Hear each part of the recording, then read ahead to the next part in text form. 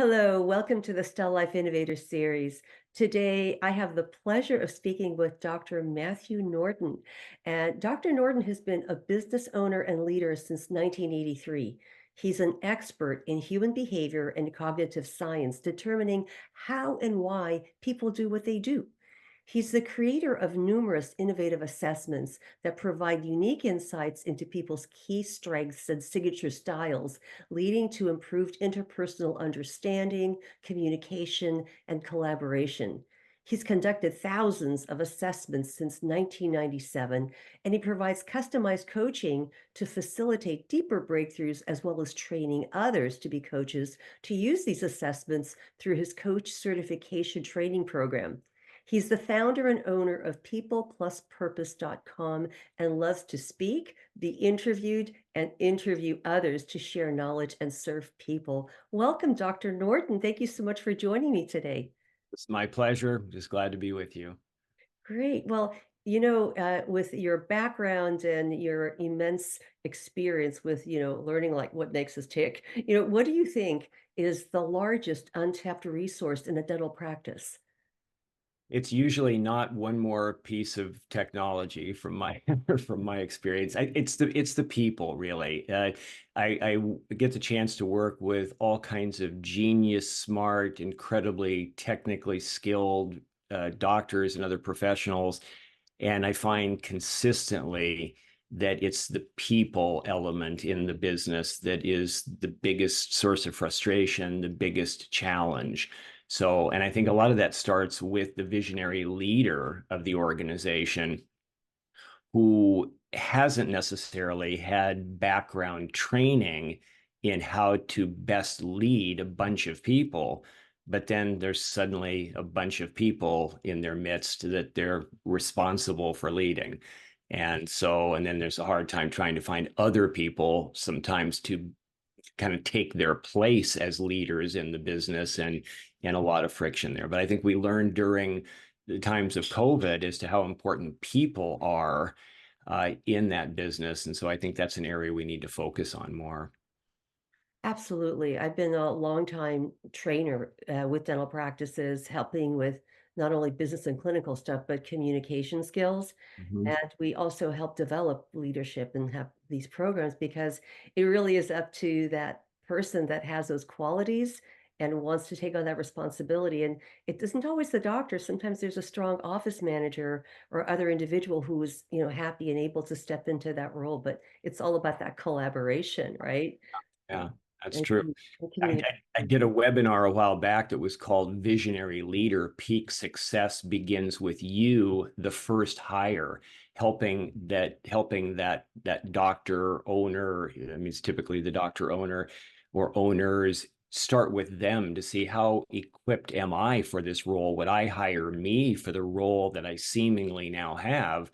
And if not, then what's our plan to either help develop you more or to, as you say, find someone else to help make up for where those are not the strengths or the interests? Absolutely. These doctor owners have so much to be responsible for that perhaps they didn't even think about that as they're going through dental school, but Right. managing people is their biggest challenge. So, my heart goes out to them because it is so huge, what they need to Yeah. do. What do you think are the biggest problems, the biggest people problems that we see in the workplace? I would say what's probably the most continual issue is communication. Communication, and as that leads into conflict resolution. Um, I think people are different. People are uniquely different. They have different strengths, different styles, different values, different background experiences. And I think it consistently proves to be hard for people to bridge across those differences. We think that we're communicating just because we launched some information out, but it's communication. Good communication to me requires more that we help make sure how it lands, right? Did that person understand me? Uh, am I speaking a language that makes sense? So, as you mentioned, my assessments, we're looking at what are the different strengths, but what are the different style elements, really as different languages that people speak, right? And so am I the tendency is we just speak our own language. We're not taking into account the fact that somebody that may not be theirs.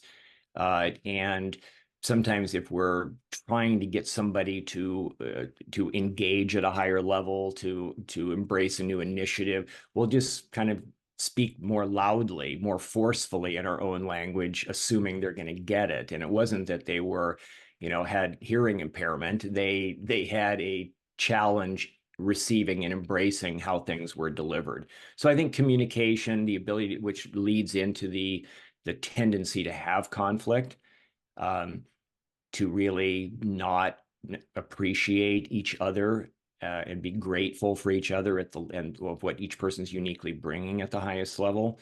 So I think that's kind of the biggest thing that shows up. I completely agree with you because we say things, but it's not, what we say, it's what actually gets communicated, and everybody is going to Right. absorb that information differently. So it's happened to all of us where we think we're being very clear, but people just aren't tracking. So it's a Yeah. matter of really aligning ourselves with them. And it's a skill that needs to be learned. It's like you're observing yourself as you're communicating, and, Right. that's it's not easy to do that. So Right. it's a Yeah. challenge. I'm glad Yeah. you're helping people with that, so that's Yeah. awesome. So can you tell me, what are the unique solutions that you provide at People Plus Purpose?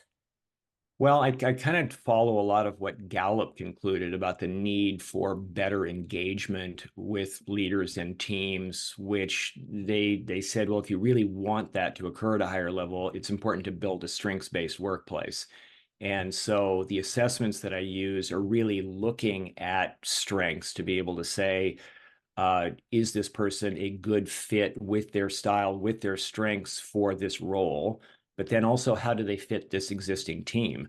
So when I'm able to not just have assessments on a prospective new hire, but we've also benchmarked the team to begin with and have that as a foundation. We put charts together to say, is this person coming in not only a good fit with what our expectations are for that role, but how do they blend? How do they add value that might be unique to the team by looking at that? So it becomes very personalized, right? The leadership and workplace culture coaching that I do is not something that is just generally effective and positive leadership or workplace, or team training, but is something that's personalized for those people.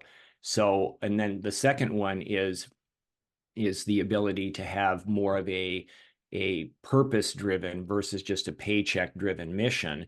And so, as part of the assessments, we can get an idea of what are the different inspiration sources that each person has, what do they value, what is more uniquely going to inspire and motivate them to take action and to engage and participate. And then the third one is ongoing growth and development opportunities. So, what are those for this unique group of people? And how can we, in the midst of busy office environments, begin to incorporate some growth and development possibilities so that they never feel like they've reached a ceiling, but that there's always opportunities to be creative and innovative, or to contribute, or to learn at a higher level. So when we can accomplish those things through the lens of four-dimensional assessment, then I feel like that's one of the unique things we're doing. And that fourth dimension, let me mention, it kind of ties back into what are some of the biggest people problems, is emotional agility. Um, there's an abundance of research. My assessment's called emotional agility, but we could just say emotional intelligence for people who are more familiar with that term.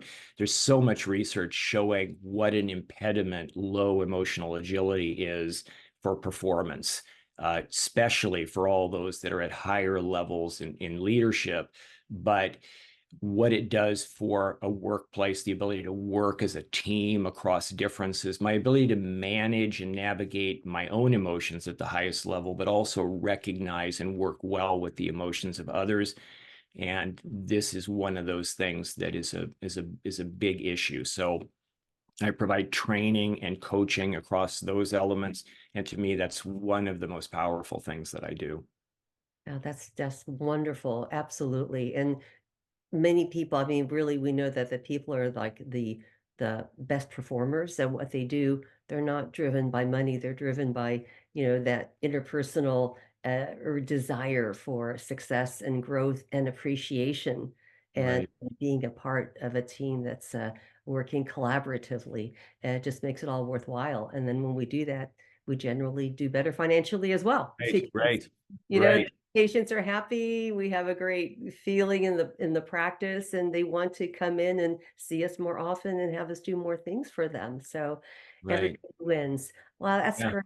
Thank you so much for what you're doing. And so you have ongoing courses that you offer, and you do coaching as well. So people have opportunities to learn from you in different areas. So Yeah.